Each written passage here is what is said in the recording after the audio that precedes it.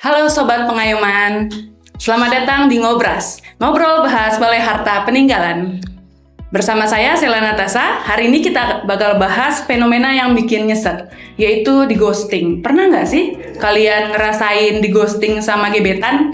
Nah, kira-kira hari ini kita akan bahas hal yang serupa nih, di ghosting oleh debitur di saat dia itu lagi utangnya numpuk-numpuknya. Saat dia utangnya lagi numpuk, aset perusahaan juga lagi nggak jalan, dia kabur. Nah, kalau sudah kacau begini, siapa sih sebenarnya yang turun tangan? Nah, teman-teman, hari ini kita akan membahas tentang kepailitan. Sobat Pengayoman, agar bahasannya ini berimbang, kita di sini akan membahas dari dua sisi, yaitu yang pertama dari sisi negara dan dari sisi kacamata kurator swasta. Di studio kita ini sudah hadir dua narasumber luar biasa, yaitu yang pertama dari Nahkoda Balai Harta Peninggalan Medan sendiri, yaitu Bapak Safriadi Lubis. Halo. Bagaimana kabarnya Bapak? Alhamdulillah baik, Mbak Sela. Selamat sore. Ya, Bapak terima kasih sudah memfasilitasi kegiatan podcast ini. Kemudian dari sisi sebelah sini juga ada narasumber yang sangat luar biasa, Bapak Albert. Bapak Albert dari PKPI, Pak. Ya, selamat siang, Bapak. Selamat siang. Ya. Terima kasih, Pak, sudah berkenan hadir di Balai Harta Peninggalan Medan. Ya. Nah, teman-teman, ngomongin soal kepailitan, kalau kita merujuk ke pasal 15 ayat 2 Undang-Undang Nomor 37 tahun 2004 tentang kepailitan dan PKPU, BHP itu otomatis turun tangan kalau nggak ada kurator swasta. Pertanyaannya nih, ke Pak Safriadi dulu ya. Kenapa sih negara ini harus repot-repot hadir ke ranah kepailitan ini? Kira-kira kenapa tuh Pak? Ya gini Mbak Sela, negara itu harus menjamin atau wajib hadir dalam setiap masalah yang dihadapi oleh warga negaranya. Pailit ini merupakan salah satu permasalahan yang dialami oleh warga negara sehingga negara wajib hadir. Disitulah fungsi BHP, dari 8 fungsi BHP tersebut salah satunya menjadi kurator yang kita sebut kurator negara, di samping ada kurator swasta seperti oleh Pak Albert dan teman-teman. Gitu. Menarik ya Pak ya, ternyata di sini ada satu highlight ya, negara itu berarti tidak boleh absen dalam suatu perkara. Nah, saya mau lempar nih selanjutnya ke tamu kita, Bapak Albert. Kemudian dari kacamata praktisi hukum sendiri, yang PKB sering turun ke lapangan, ini bagaimana sih kacamata PKPI melihat hadirnya kurator negara ini dalam kepailitan? Apakah membantu atau justru menjadi tumpang tindih, Pak? Ya, jadi saya jelaskan dulu. Perserikatan Kurator dan Pengurus Indonesia atau PKPI itu memang awalnya itu dibentuk oleh beberapa, kalau dulu ketua ya Pak ya, sekarang kan Pak Kepala ya, Kepala BHP dulu, Ketua Balai Harta Peninggalan ya. Ada beberapa Ketua Balai Harta Peninggalan, beliau purna tugas ya, kemudian bersama-sama saya sebagai kurator swasta waktu itu membentuk organisasi yang namanya Perserikatan Kurator dan Pengurus Indonesia. Itu dulu. Kemudian berkembang Perserikatan Kurator dan Pengurus Indonesia ini sebagai salah satu organisasi kurator dan pengurus yang memperoleh kesempatan sebagai anggota komite bersama. Nah, organisasi PKPI ini berkembang terus. Kami melihat bahwa kepailitan ini semakin lama semakin berkembang karena ini multidisiplin ya, multidisiplin. Jadi harus bisa, selain bicara tentang hukum, kita juga harus bicara tentang perpajakan. Kita juga harus bisa bicara, mungkin kalau asetnya itu di bidang perhotelan, kita harus mengerti tentang perhotelan, tentang pariwisata. Kalau dia bentuknya perusahaan misalkan peternakan, kita harus ngerti tentang ilmu peternakan. Mau nggak mau kita belajar, kan multidisiplin. Nah, jadi karena kurator ini nggak bisa kita sendirian, jadi kita pun, saya mengatakan kepada para jajaran pengurus maupun anggota PKPI, kita kan cikal bakalnya dari BHP, dari kurator negara. Yuk mari kita sebagai organisasi kurator swasta ini, kita bersinergi dengan Balai Harta Peninggalan. Makanya kalau kemarin kami sudah ke Balai Harta Peninggalan Surabaya, untuk tahun ini kita bersilaturahim dengan BHP Medan. Mungkin apa yang kita bisa sinergikan dengan BHP Medan, karena anggota PKPI ini sudah ada di Medan, ya. Karena salah satu pengadilan niaga di Surabaya itu ada di Medan, ya. Selain di Surabaya, Jakarta, Semarang, dan Makassar. Begitu pula BHP, saya kira juga ada 5 ya, mengikuti pengadilan niaganya ya. Nah, jadi itu kita mulai kolaborasikan, ya. Jadi supaya kemarin ada beberapa waktu yang lalu kita bersama Direktur Perdata Pak Hendri Sulaiman ada penguatan profesi kurator di Westin Hotel, ya. Dirjen AHU membuat acara itu. Nah, saya kira salah satu penguatannya ya kolaborasi dan sinergitas antara BHP dengan kurator swasta, yaitu PKPI. Kalau kami dalam PKPI dalam membuat pendidikan, contohnya pendidikan profesi kurator dan pengurus, setiap kali kita membuat, kita mengajak BHP. Jadi ada pemateri itu dari kurator negara. Disitulah forum kita ketemu. Saya sebagai pimpinan dari Perserikatan Kurator dan Pengurus Indonesia ketemu dengan Ketua BHP. Di situ kita sharing-sharing. Mungkin ada persoalan-persoalan, dan bahkan ada kemungkinan juga kita bisa berbagi, bukan hanya berbagi ilmu, mungkin penanganan perkara pun kita bisa berbagi, Pak. Ya kan, ke depan mungkin peraturan Menteri Hukumnya mungkin bisa diatur masalah fee sekian persen kalau ada kita bersama-sama menangani perkara, ya sekian persen masuk ke PNBP, ya kalau penghasilan negara bukan pajak, ya PNBP. Nah, sekian persen masuk ke kurator swastanya. Jadi ada aturannya.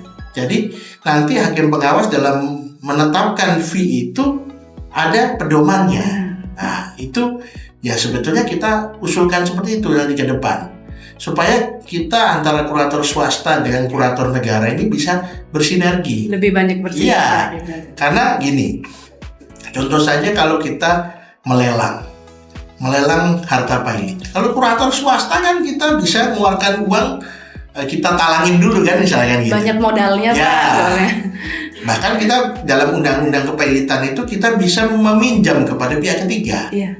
Nah, kalau BHP sebagai institusi pemerintah mau minjem ke pihak ketiga itu kan prosedurnya kan lama sekali gitu kan. Nah, mungkin kalau kita bisa sinergikan itu, mungkin kecepatan dalam proses pengurusan dan pemberesan harta pailit itu bisa lebih efisien, ya kan? Karena kalau orang itu minta pengembalian kan tujuannya itu kan sederhana, cepat, biaya murah, itu kan asas peradilan kita. Nah, kalau kita bisa menyelaraskan itu dengan proses kita pemberesan ini dengan baik, saya kira investor di luar negeri melihat kepastian hukum di Indonesia ini baik, dan mereka bisa menanamkan investasinya di Indonesia. Karena menurut saya kepailitan maupun penundaan kewajiban pembayaran utang itu adalah suatu jalan keluar yang sah menurut hukum, di mana ketika suatu usaha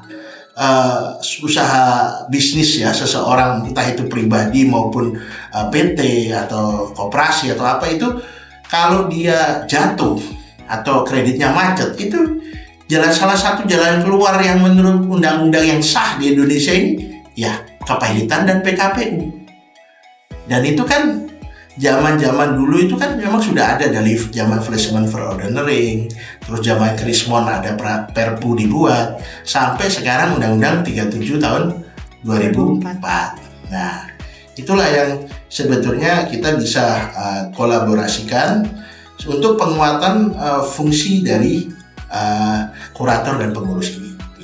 Oke, ini menarik sekali yang Bapak sampaikan terkait tadi kasus-kasus di lapangan terkait dengan bagaimana seorang kurator itu harus menjadi orang yang ahli nujum ya, ahli segalanya sepertinya. Jadi kayak kalau misalnya perusahaan yang bergerak di bidang A, dia harus ahli juga di bidang A karena ada pengurusan dan pemberesan di situ. Maka dari itu diperlukan sinergisitas antara kurator swasta dan negara agar kedepannya pengurusan pemberesan itu bisa lebih cepat ya Bapak ya. Ya, jadi dengan kita lihat dalam pasal 67 Undang-Undang Kepailitan dan PKPU, di situ hakim pengawas itu bisa menunjuk ahli. Ya kan, menunjuk ahli. Nah, kita bukan harus ahli segalanya. Nggak mungkin satu orang ini ahli segalanya. Itu tidak masuk akal. Jadi yang bisa adalah kalau kita tidak ahli, kita bisa memohon ke hakim pengawas untuk menunjuk ahli, ya, ahli untuk membantu tugas kita. Jadi misalkan kita nggak bisa baca laporan keuangan, nah minta supaya ditunjuk seorang auditor independen dari kantor akuntan publik yang punya license dari Kementerian Keuangan misalkan, ya kan, dia bisa membuat audit investigasi misalkan. Atau kita kalau misalkan seorang kurator itu kan tidak harus advokat, tidak harus sarjana hukum, bisa juga dari akuntan publik kalau sekarang ya. Cuman PKPI, Perserikatan Kurator dan Pengurus Indonesia, sedang memberikan usulan kepada Kementerian Hukum agar dibuat peraturan menteri itu harmonisasi dengan apa? Dengan Kementerian Keuangan, supaya yang sekarang syaratnya itu akuntan publik itu dirubah menjadi akuntan praktek. Ya kalau akuntan publik itu kan gelarnya CPA ya, Certified Public Accounting. Nah, kita minta supaya kalau bisa CA aja, Certificate Accounting ya, akuntan praktek. Itu cukup saya kira untuk bisa menjadi seorang kurator, gitu kan. Nah, jadi kalau dulu zaman saya menjadi kurator tahun 18 tahun yang lalu, itu tidak disyaratkan harus advokat, tidak disyaratkan akuntan publik. Cukup menurut Undang-Undang Kepailitan 37 tahun 2004, cukup sarjana hukum dan S1 sarjana hukum atau S1 akuntan. Ekonomi akuntan ya. Ekonomi kan ada ekonomi pemasaran, tapi ini akuntansi. Nah, itu syarat dari undang-undang. Nah, jadi makanya saya dulu sebagai kurator itu umur 22 tahun saya sudah jadi kurator gitu ya. Kurator termuda pada saat itu. Nah, jadi makanya saya lihat profesi ini sebenarnya menarik sekali. Kalau kita cermati bagi BHP juga kan nggak semua orang BHP itu dulunya dari awal PNS itu ada di BHP.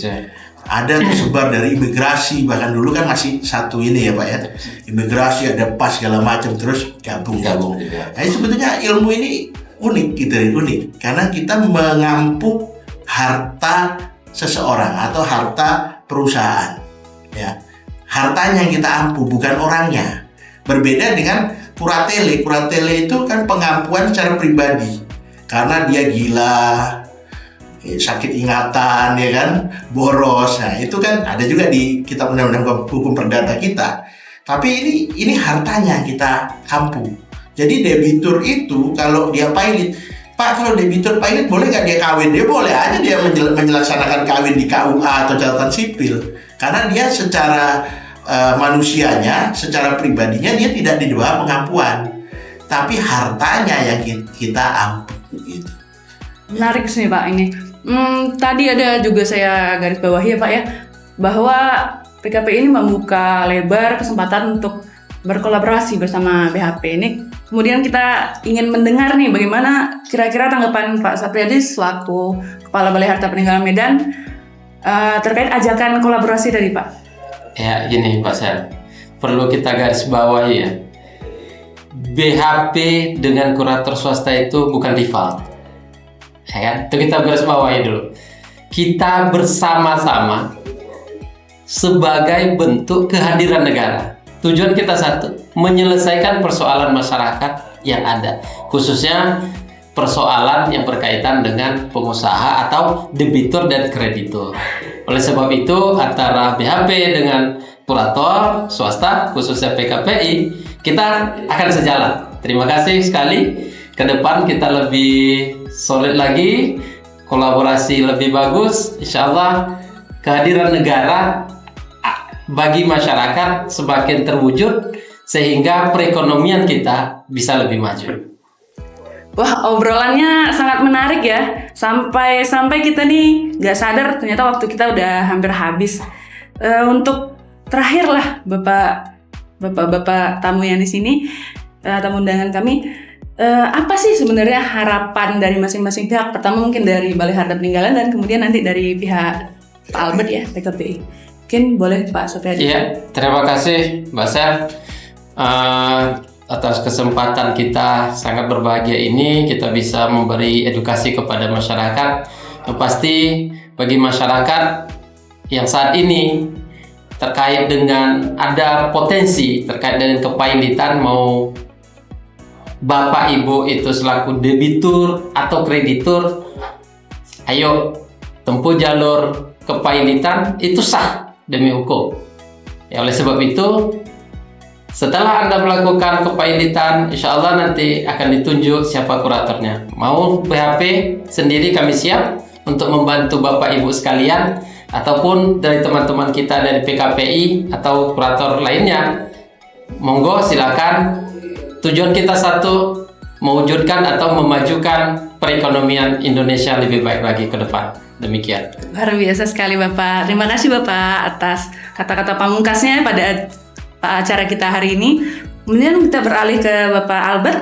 Kemudian dari Bapak sendiri dan rekan-rekan di PKPI, apakah ada harapan khusus terkait dengan bagaimana bentuk atau wujud sinergisitas BHP dengan PKPI ini ke depannya bagaimana? Ya, Perserikatan Kurator dan Pengurus Indonesia (PKPI) itu cikal bakalnya berasal dari Balai Harta Peninggalan.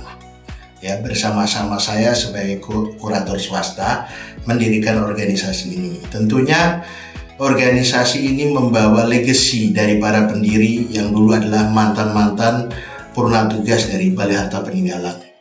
Makanya kami beberapa waktu yang lalu kami mengatakan bahwa PKPI sebenarnya bukan orang lain bagi Kementerian Hukum. Kami sebenarnya anak kandungnya Kementerian Hukum sendiri. Ya, jadi oleh karenanya kami dalam anggaran dasar kami telah membuka diri bagi para purna bakti dari Balai Harta Peninggalan bisa bergabung kepada kami bagi yang mau menjadi kurator swasta. Itu satu. Yang kedua, kami dalam dunia pendidikan atau pelatihan kurator, kami sudah menyelenggarakan beberapa kali pendidikan dan sukses. Tentunya ada pembicara dari Mahkamah Agung, dari hakim niaga, dari praktisi, advokat, dan akademisi. Guru-guru besar hukum kepailitan seperti Profesor Hadi Subhan, terus kemudian guru besar hukum kontrak dari Universitas Airlangga, Profesor Agus Yudha Hernoko itu mengajar di tempat kami. Ya, dan guru besar yang lain. Nah, memang beberapa waktu yang lalu ada sinergi kami dari Balai Harta Peninggalan, yaitu dari Balai Harta Peninggalan Surabaya, itu telah mengirimkan beberapa PNS-nya untuk dilatih sebagai kurator. Dan kami siap untuk melatih SDM di Balai Harta Peninggalan. Kita kolaborasi untuk meningkatkan sumber daya manusianya. Ya, jadi kita sama-sama. Bahkan dari Ketua BHP Surabaya pun kita juga mintain sebagai pembicara di tempat kami. Ada juga dari Direktorat Administrasi Hukum Umum, Pak Dirjen maupun Pak Direktur Perdata juga mengajar di tempat kami. Jadi itulah kolaborasi antara Kementerian Hukum, Balai Harta Peninggalan dengan Perserikatan Kurator dan Pengurus Indonesia. Nah, nanti ke depannya kalau bisa kita juga bersinergi dalam rangka penanganan perkara-perkara kepailitan maupun PKPU ya. Kepailitan maupun PKPU, penundaan kewajiban pembayaran utang. Jadi supaya kita lebih bersinergi lagi, supaya ekosistem perekonomian di Indonesia ini bisa baik. Seperti di luar negeri. Di luar negeri pun sama. Apabila terjadi kredit macet, orang tidak bisa bayar, bankrupt, mereka mengajukan permohonan PKPU atau permohonan bankruptcy, kepailitan di pengadilan. Sama sebetulnya dengan negara-negara di luar. Nah, cuman kalau di negara di luar memang yang menjadi kurator itu kebanyakan ahli-ahli keuangan gitu. Memang ini karakteristiknya agak beda. Ya, tapi nggak apa-apa. Walaupun beda, tapi semangatnya tetap sama. Gitu Benar kan. sekali, Bapak. Ya, saya kira BHP sebagai kurator terlama ya, karena ini institusi pertama di dalam Fellowship for Ordinering dulu zaman Belanda pun sudah ada BHP ini gitu kan. Weskamer dia, Pak. Ya Weskamer itu ya. Nah, jadi ya antara kurator swasta dengan BHP ya, karena BHP ini orang tuanya, kita anaknya ya, kita harus bergandengan tangan, ya kan? Ya. Orang tua dan anak. Saling merangkul ya Bapak Betul, ya. harus itu ya.